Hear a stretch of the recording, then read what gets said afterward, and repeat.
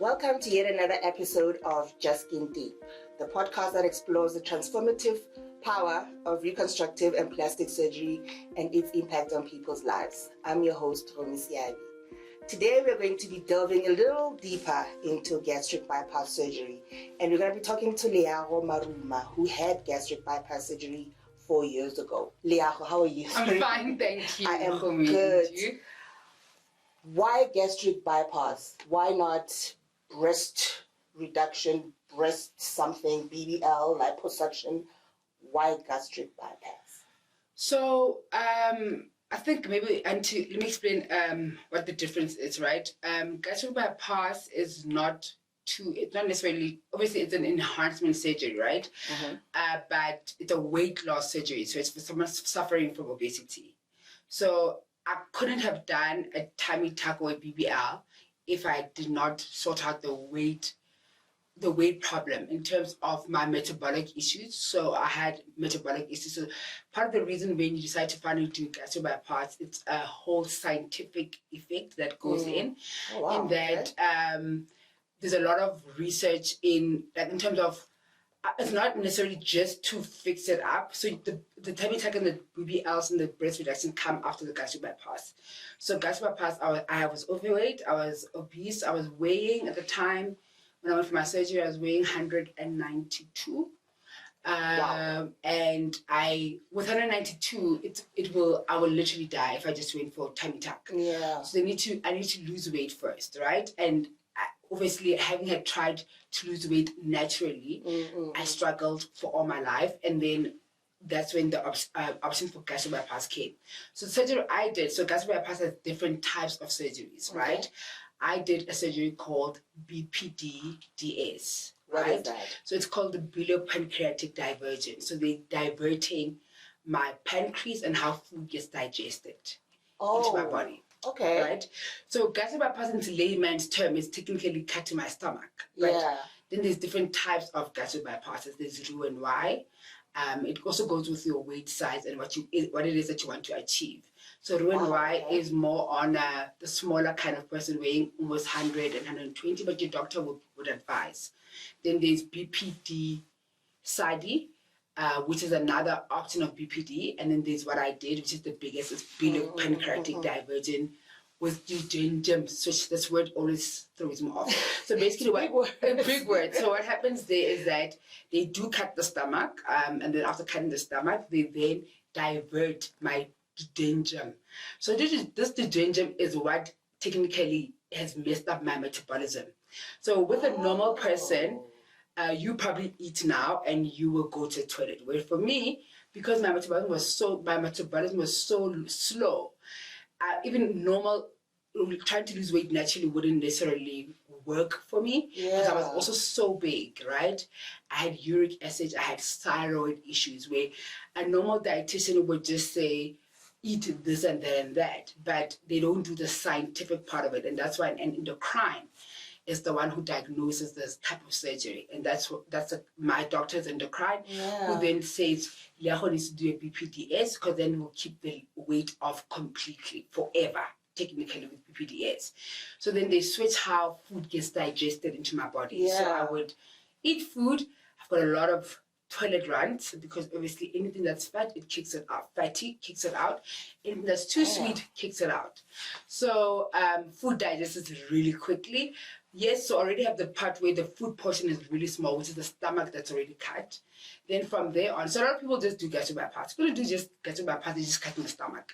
Chances are you will gain weight because over time, stomach grows back, right? But with the switching part of the DS part, that's the part where the metabolism has changed completely. For example, they removed my pancreas. So I will never suffer with diabetes. I will also never have high blood pressure because the process of it is so scientific that it fixes other chronic illnesses. So that is the procedure, which is the biggest procedure in the gastric bypass family. It's just different methods. So I did the BPDS, and that's the one I was weighing 192 at the time. So I hope that explains. You mentioned earlier that you've always been a big girl. Overweight, yeah. Yes.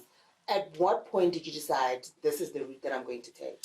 So, I mean, I grew up overweight, like I said, and for the most part, I didn't like it, man. I just didn't like it. Nobody does, baby. Yeah. I mean, listen, right now I'm thinking, wait, I need to maybe, talk to the after this and ask for a doctor's number or something. I didn't like it. I absolutely didn't like it. And also, my mom didn't like it the most. Like, my mom is like weight conscious, right? My mom is like, watches what she eats. My mom is 56. She gyms to this day. Wow. She walks to this day. So she was like, what's happening? Like, my mom is dramatic.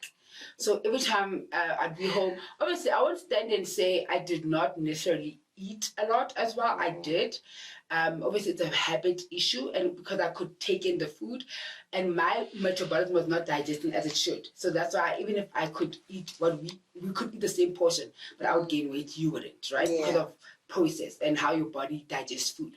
So what made me really decide to finally go to gastric bypass, I was 24 years at the time when I found out about this procedure with my doctor, the doctor that did my procedure. And when I heard this procedure, I was like, oh my God, I was 24 at the time. My mom called me. Yeah.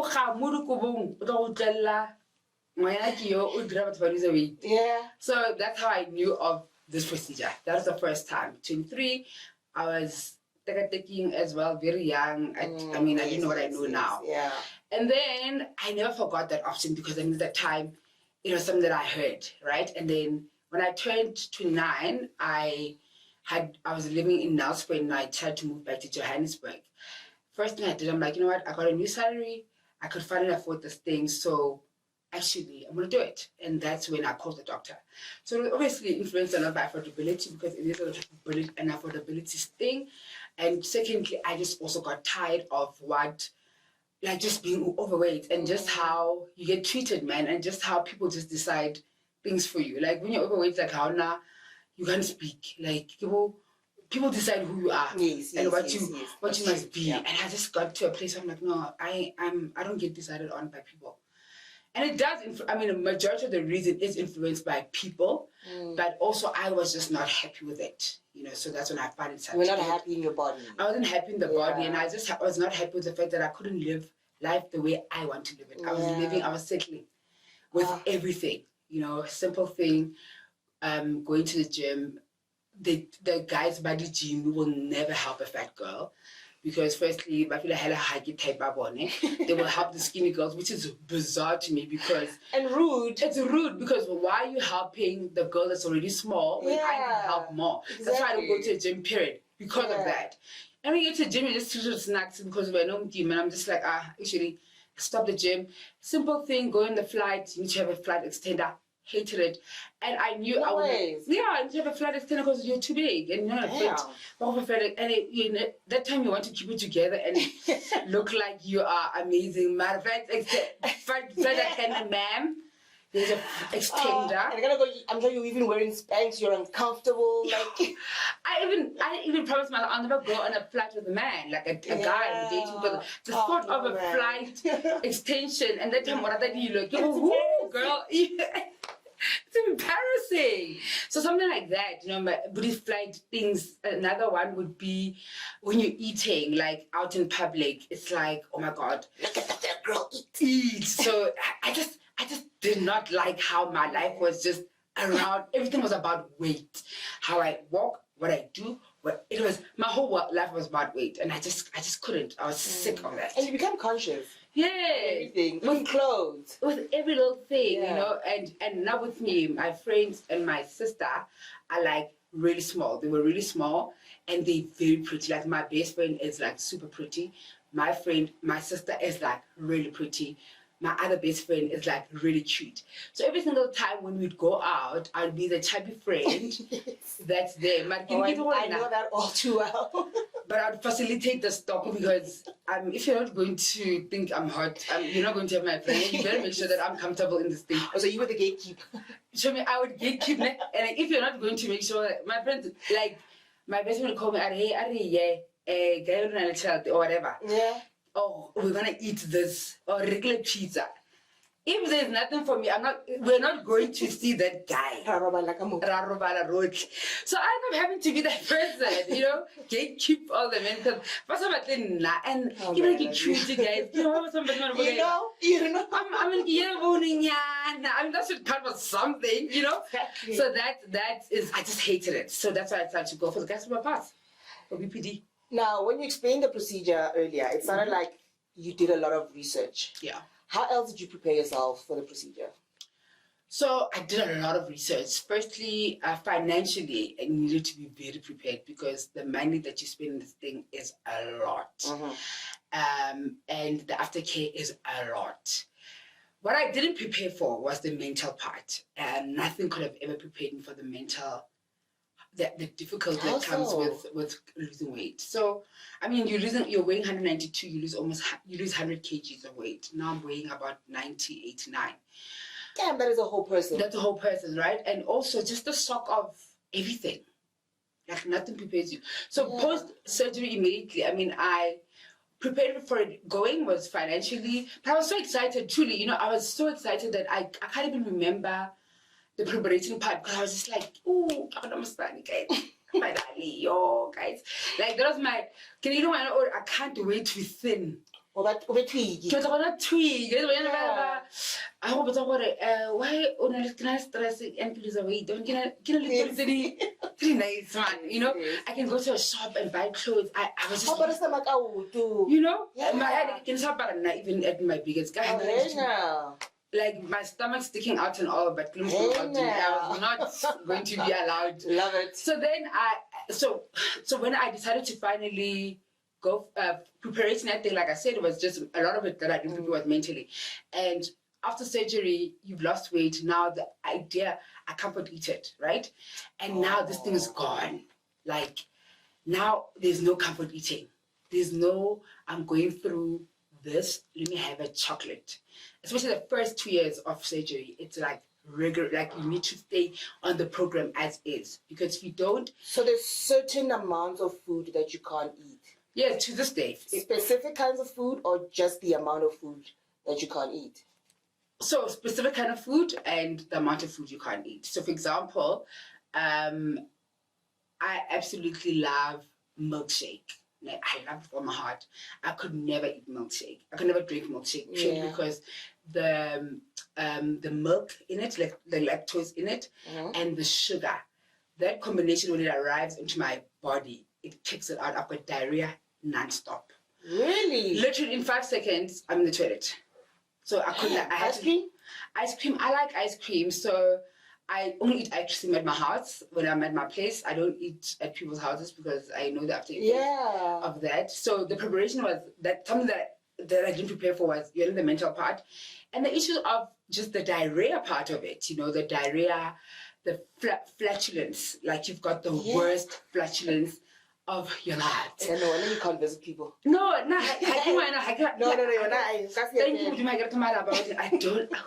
don't like these houses. So I'm also my place, like I don't like, because flatulence in my life is a real thing, diarrhea is a real thing. And sometimes if I eat too fast, for example, I need to throw up. So I need to eat really slow because stomach is soft, the tube is small, it's thin now, stomach cannot process food. So if I eat, I can take almost an hour 30 minutes on one meal, right? So I'll sit there and eat slow. So if I eat fast, like that's why that whole eating in groups and I get anxiety because I've got one of my friends, like he eats so fast, and I always feel like I'm there, and then I know I choke after that, right? So I choke very easily. Food, mentally, I think my biggest trauma has to be the flatulence, has to be the diarrhea, has to be the fact that I struggled so much mentally. I didn't realize how much I comfort eat it, and until it was taken away from me, and I just also struggled with the idea that just how the world, everything just changes, you know, and you battle with people pleasing because I was overweight. And now that is taken away. So you need to start seeing yourself differently. Like, I'm not what I used to be. I need to start taking I don't need to people please. I don't need to suck up for friendships. I don't need to suck up for relationships. or whatever, so I'm still battling with that to this day. In terms of people, I'm much better than what I've ever been, but it was a real serious battle for the longest time. I mean, it's been 4 years, and it sounds like you've been through the most in that 4 years. How did your family react to the news that you're going to have surgery? My family. And you know how black folks are. My mom had a wait till up, so she's like, go for it. Oh, so she was the happiest. Woo! But she was like, I'm just saying, no problem. My family, like, also, I'm from a family where I'm very talkative. So I don't have the risk of sounding like, I don't necessarily allow, I'm actually very hard on my family, funny enough. Because, and I feel like they're my family. So I'm from a family where they allow me to do whatever I want to do. And because my family is also very conservative, I've got a very conservative family, and I'm not conservative. So I push boundaries a lot with them. So I'll do something that I know they're ridiculous, like, don't think it's cool, and I'll just do it because that's for why I feel like I mustn't do it. That.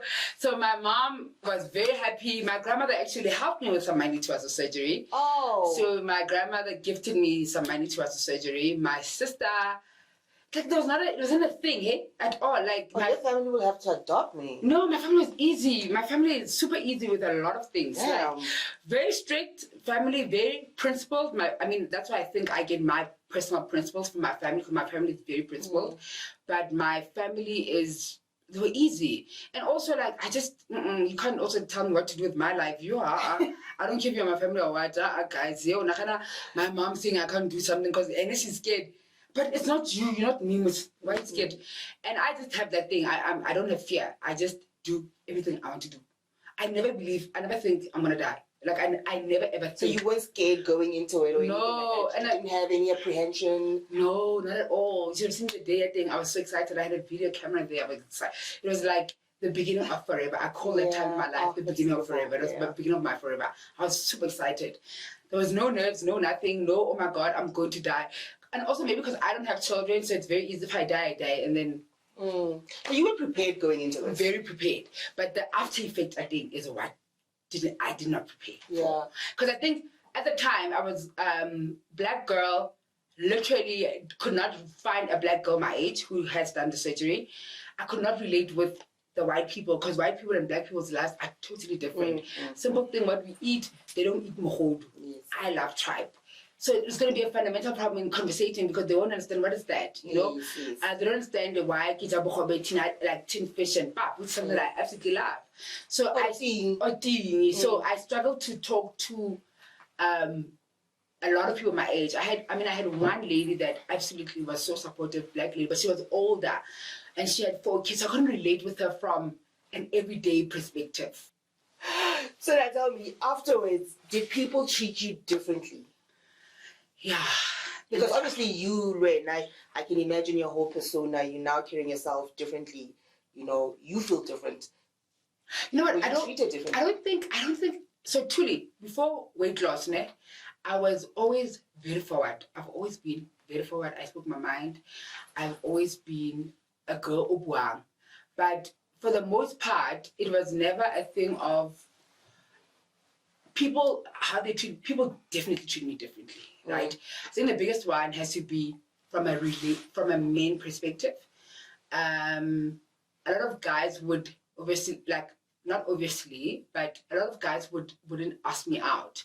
So let me give you an example. Typical guys that would ask me out then would be, probably with fetishes. No, not fetishes, uninspiring men, like, yo, like, but yeah. You know, like, guys, how mood, yo, guys, you know, the guy is just like, oh my God, this is not my type of guy. Yeah. And then, for example, when I would be driving, like, you know, this guy's bar, the construction would be like my size. Oh, I hate that. Hated that. I got that a lot. And in my mind, guys, how you know what we got construction? Why am I feeling over the tape? I get, you know? You want the owner of the construction company? You know, I was the owner. Like, where the hell is this flipping construction? My side. Whoo, how you know what I'm about? So that, from a man's perspective, is the biggest change in that For example, a construction guy now would never even say hi to me. Like that's but they can see that you're no longer their size. It's literally so weird how the change happened. Like a random guy doesn't ask me out. Like blah, blah, you're in a new market now. Like literally, like the kind of person that asked me out is totally different from what it was then. So that's the people change from a men perspective of that. From a friendship perspective, I think of course like a lot of my friends have been my friends since like a lot of my friends are I grew up with most of them, and I keep my friends to a lot of my friends are Tswana girls because I'm a Tswana girl, so for some weird reason I just always keep it around them. Changes, yes, I think they probably definitely experience me differently in that the people pleasing, I say no if I don't want to do something. I don't do things just because, oh my God, my friend wants us to do, let's do it. But I think from a fundamental, I don't think people change from a principle perspective. If you are a principled person or if you're a kind person, I don't think weight can determine that for you. I don't think I've changed because I'm also a very self-aware person and I'm very honest with myself. So I don't think I've changed yet. What has changed is also how people relate with me, which has got nothing to do with me, right? It's on them because now I'm not the fat girl anymore. Now I'm the girl that in the room we like Ratwana. You're just another girl. I'm just another girl in the room. Where previously, obviously, some people probably found pleasure in the fact that I was the fat girl, but who's just there? You know, I was just a fat girl. So now I'm not thin now either, but you know, things have changed. So maybe how people relate with me is they have changed. I mean, I've had a fallout with a friend where she said that I have changed and I'm Gibona. But I've always been Gibona because yes, why did you decide that Haka's not going to think I'm amazing of myself? Because why? Because I'm big. No. So when I lost weight, she perceived me differently. It had nothing to do with me. And it used to bother me a lot that, oh my God, have I changed? Have I not? But I know the fundamental, I haven't changed. And yes, I'm much more confident. I speak a lot. I've always spoken for myself, Like, yeah, I'm not a walkover, but people receive me differently. And unfortunately, I can't control that. I can only be myself and be kind to people. And that's what I try to do. I think I'm much more conscious now than I was before. Because like in my big days, I used to always just speak whatever I want to speak. I've got one of my very best friends is a gay guy. Him and I would be on social media and report to the whole day and we'd be here. So, you know, like, because for me, I just want to do that. But now I'm much more mindful of because as I grow older, also I believe in kindness, I believe in being nice to people, and I believe in that our blessing certain people and how we treat people is how we'll get rewarded. It sounds like they cut out your stomach and not your personality. Oh no. Like it's still there. No, I was born with personality. Like I would say to people, my personality is God's gift to me. God said, I want to make you big, but I'm going to give you an even bigger personality. Yeah, and I feel like my personality and it's always just been like this. Truly, like if you ask anyone that knows me from home, they'll tell you nothing about me has changed from that aspect. Is there anything the doctors told you throughout the process that stayed with you? So they said that I'm going to lose a lot of friends, which I did. Oh my God. Wow. So you lost the weight and some friends. Yeah. So the friends were dead weight. They were dead weight. Definitely dead weight. And then some of my friends, shame, I feel so bad for them. That I lost them. They're missing out. They're missing out. They really are. Maybe I'm missing out in their lives because I mean, my friends, even in the foreign friendship, they were great people. You know, I just think we just fell off, and when friendships fell off, it's not. I self-reflect a lot, and I work on myself a lot, and I know the role I played in a foreign friendship, for example. Yeah. So I hope they're doing the same as well, wherever they are. But that's the one thing they said, you want to lose a lot of friends.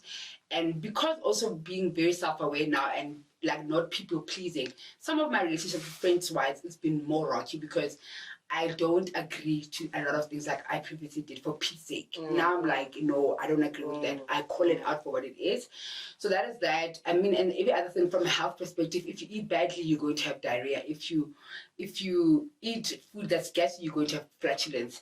If you don't drink your meds, you're going to be sick. which I got sick recently, like 2 months ago. I was actually in hospital because I had not been taking my medication. Oh, so you're drinking medication? I take vitamins, yes. I take about 8, 9 different vitamins. Every day? Remember, stomach is now smaller, right? So stomach being smaller means that I don't absorb a lot from my food. Oh, so you need help. So I need help to be able to absorb my, because absorption, like, it's lower. So you absorb a lot of your vitamins from food. For me, I need to plug in with every other medication to be able to assist my health. So I just got tired of drinking the meds and I just got so sick. I had the worst diarrhea. I was in hospital for like a week from the diarrhea and vomiting, and it was so horrible. That doesn't sound fun. Yeah, and I lost about 10 to 15 kgs in that week, because obviously with gastric bypass, anything wrong, you will lose a lot of weight. Yeah. So that's the one thing that they told me, and I now drink my meds consistently because I realized the importance of drinking my meds. Would you do anything differently? I think, yeah, definitely I would do something, a lot of things differently. I think I should have been kinder to myself more when I was overweight. And I feel like I should have been okay with being big. That's the one thing that I feel I could have done better. And I should have listened less to people this is running away, but basically what I'm trying to say is that I should not take into people's opinion about me too hard. Because I also have a lot of opinions about a lot of things, right? So I should have been kinder to myself, which I think I wasn't. I wasn't kind to myself at all. It was actually quite sad. I was so hard. I'm still very hard on myself. Because obviously I just always wanted to just always be seen in a certain way.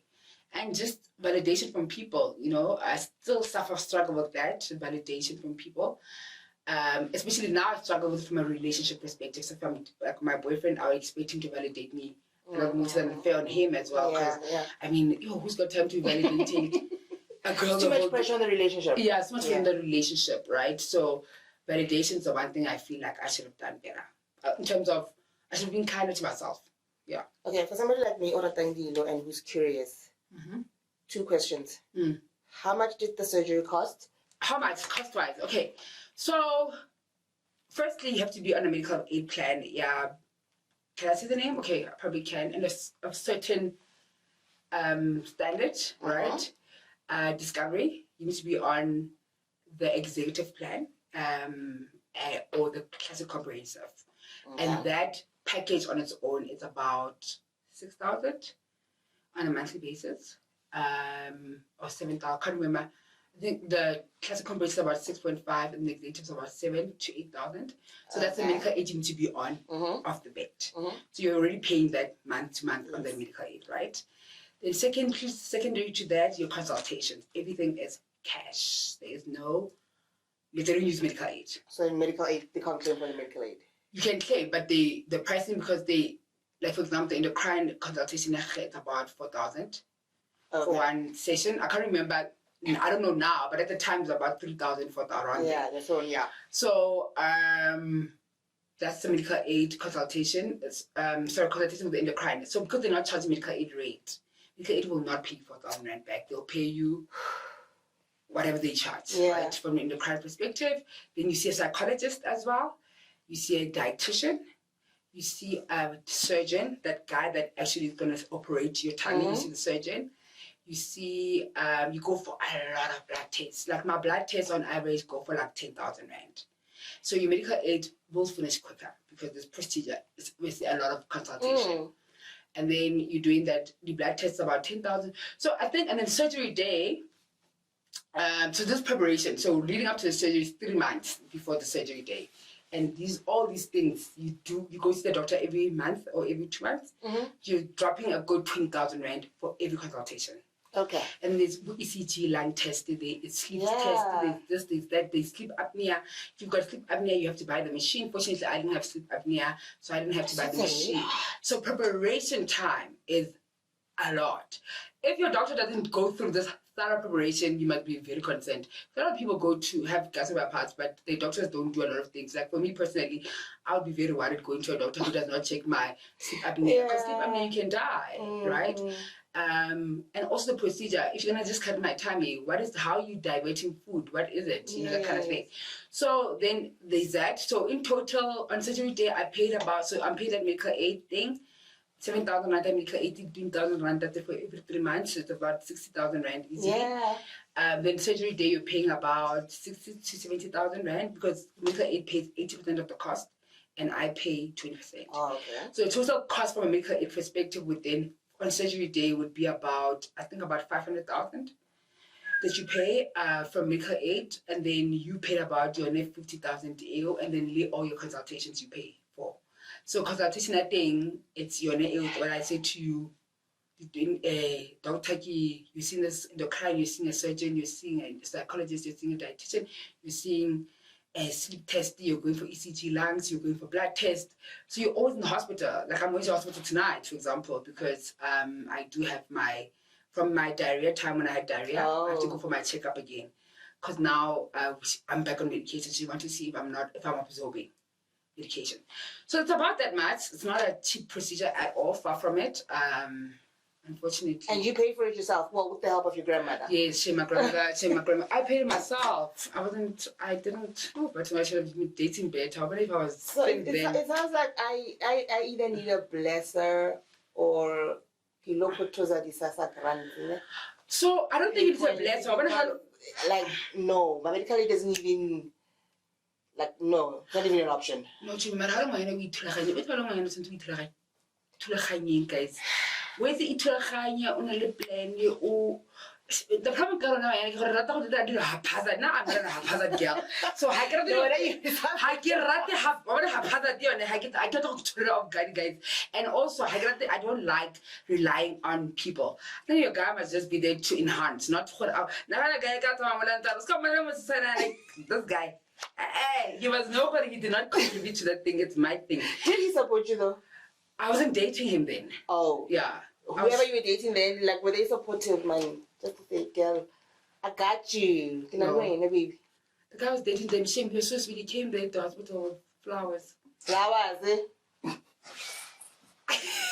How to 10 flowers, yeah, should they would have flowers and moral support. You don't even support. Moral support is not going to pay the hospital bills. Shame, and he was so. I got to Google my family. What do you Google? You're not supposed to eat. I don't got my family. Oh, I got to save or Colgate. I saw. I'm sorry. I'm going. Mama can't get a bulk, macro bulk. No matter. But he was shame. He was so sweet. Shame. He was doing what he could. Then I get another time. My options were limited, so God presented that I had to work with what I had. Has he seen you now? Yeah, he sees me all the time, actually, funny enough, eh? But we still talk. He's such a sweet guy. Sweet guy, just unfortunately, it didn't work. Wow. And he liked big girls. Like, we were never going to work anyway, because people get about my spike is like, I give when I was 14. Outside the target market, you know. Yeah, no, and he's very loyal to type of, he's a nice person, but we just didn't work. And on the day, I remember when I was going for surgery, he came in so late. I was just about to go to theater, and then he came running. He was like, "Oh, I live with So what's next for Leago? Do you want to have any more procedures, or are you done? I'm definitely having more procedures, girl. Okay, tell me about it. It is. I feel like oh, so you want to go for the flat stomach? I'm going for more procedures. Definitely, I'm going for a boob job. Definitely next year, and I'm going for a tummy tuck. Yeah. I'm just caught in between. Do I wait to have a child, or do I just go for it?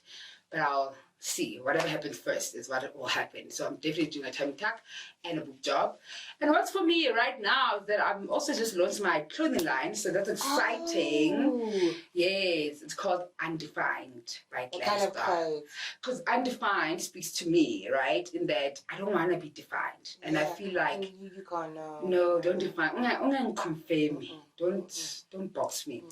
And that's basically the essence of the brand, and defined by Glamstar. And the kind of clothes that I'm going to do is clothes that I like very out there kind of clothes, for weddings, for funerals, for everything. It's just chic.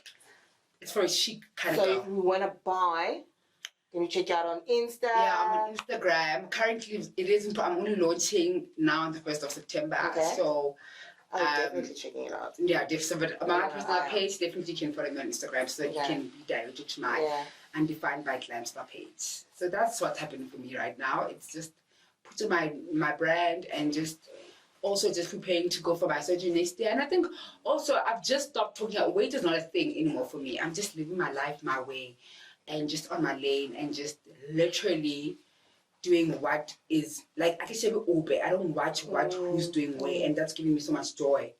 Right? And the biggest thing that that's it. I could talk to you all day. My current guy does not deserve mukaba. He deserves a flat stomach. Just some alone. Go on, no, I deserve mukaba. There's a flat stomach, man. Yes. What do you bring to the table? Get a flat stomach. I could talk to you all day. I enjoyed this as well. Like, you are amazing. Oh, thank you. Really. I would ask for your doctor's number, Mara. I can have 500,000, so. Mara, how do you organize yourself, my love? You can't do it. You know, you really can't do it. I'm telling you, it's just a matter of planning. It is doable. To me, at the time when I was doing this thing, I wasn't even earning a lot. I wasn't. I'm not earning a lot now. You still. Like my medical aid alone. So what helped me is that, okay, I don't like acting fresh, guys. I had a subsidy in medical aid. Like, let me not stand there and say I was paying 7,000. Like, it's like, then a subsidy. Guys, I was subsidized by my company, and that's why I was able to afford executive plan. Oh, my grandmother. So she also helped. And my mom's obviously Lene. Yeah. Every now and then, my sister as well. Yeah. Thank you so much for coming, Leago. It was a pleasure. This was fun. Thank you for having me. I look forward to seeing you guys. Yeah. All right.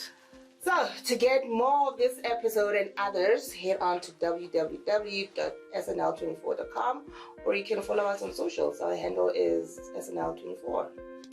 And that's it. Thank you for tuning into Just Skin Deep.